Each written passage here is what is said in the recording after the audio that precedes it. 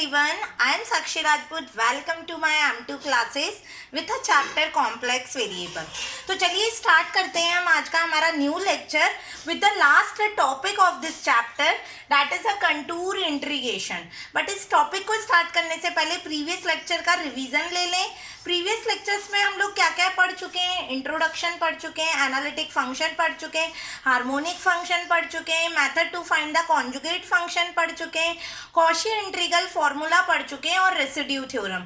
ये हमारा last 7th topic है जो इसका लास्ट ये इस चैप्टर का लास्ट टॉपिक है. Contour integration. कंटूर इंटीग्रेशन क्या होता है सबसे पहले ये जानें.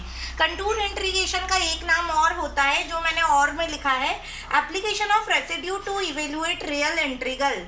जो रियल इंटीग्रल्स होते हैं जिनके ऊपर लिमिट्स लगी रहती हैं उनको इवेल्युएट करने के लिए हम लोग रेसिड्यू का यूज करते हैं. तो contour integration is nothing but it is just like as a application of the residue.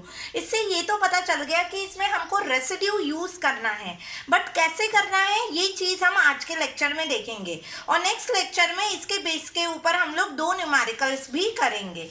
तो चलिए स्टार्ट करते हैं आज का lecture without wasting the time. पहले देखते हैं क्या लिखा गया है. Integrals of the type. इस टाइप के टॉपिक में आपको एक टाइप का इंटीग्रेशन दिया जाएगा. कैसे? जैसे अभी तक आपने जितने भी क्वेश्चन पढ़े हैं एनालिटिक्स से लेके आपके रेसिड्यू थ्योरम तक, कैसे पहचानते थे? या तो मेंशन किया जाता था कि एनालिटिक फंक्शन प्रूफ करो, या तो हर जगह आपको एक एफ ऑफ जेड का फंक्शन दिया जाता था जो न्यूमरेटर अपॉन डिनोमिनेटर में होता था. बट इस टॉपिक में एक अलग से बात है, इसको पहचानना बहुत आसान है. इसमें एक फंक्शन दिया जाता है मगर वो एफ ऑफ जेड का नहीं दिया जाता है, उसकी जगह पे एफ ऑफ थीटा का फंक्शन दिया जाता है. थीटा का मतलब कॉस थीटा और साइन थीटा के फॉर्म में एक फंक्शन दिया जाएगा जो न्यूमरेटर और डिनोमिनेटर के अपॉन में रहेगा. तो थीटा अभी तक आपने कहीं यूज नहीं किया है, तो जैसे ही थीटा का कोई भी फंक्शन आए तो आप समझ जाइएगा कि ये किसका सवाल है, कंटूर इंटीग्रेशन का.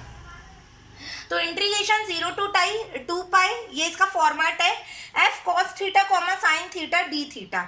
इस फॉर्म में आपको एक फंक्शन गिवन दिया जाएगा 0 से 2 pi where f cos theta sine theta is a rational function. F cos theta और साइन थीटा क्या रहेगा, थीटा के फॉर्म में एक रैशनल फंक्शन, मतलब न्यूमरेटर और डिनोमिनेटर के फॉर्म में.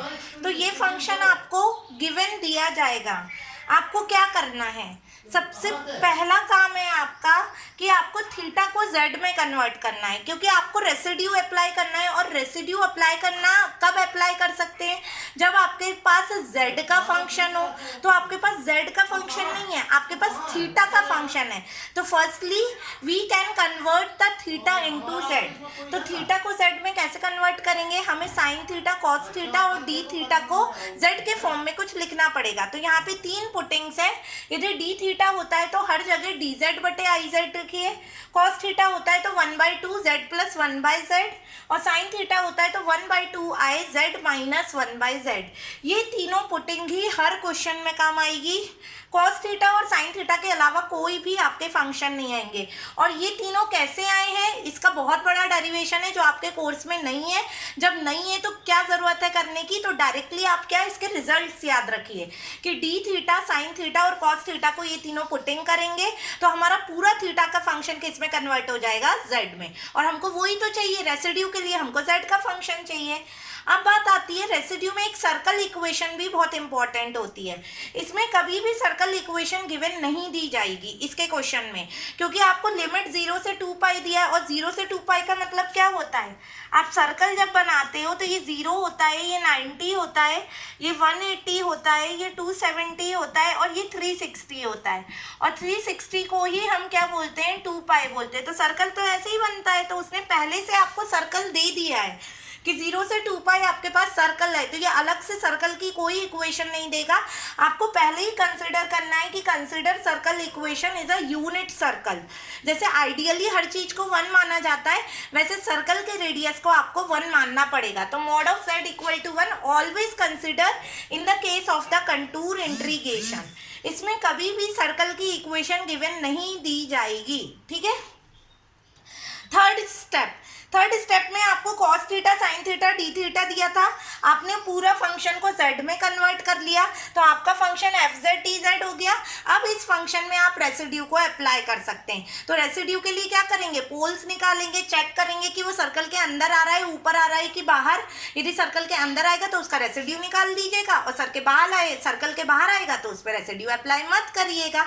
तो ऐसे हम एप्लीकेशन ऑफ रेसिड्यू कर सकते हैं।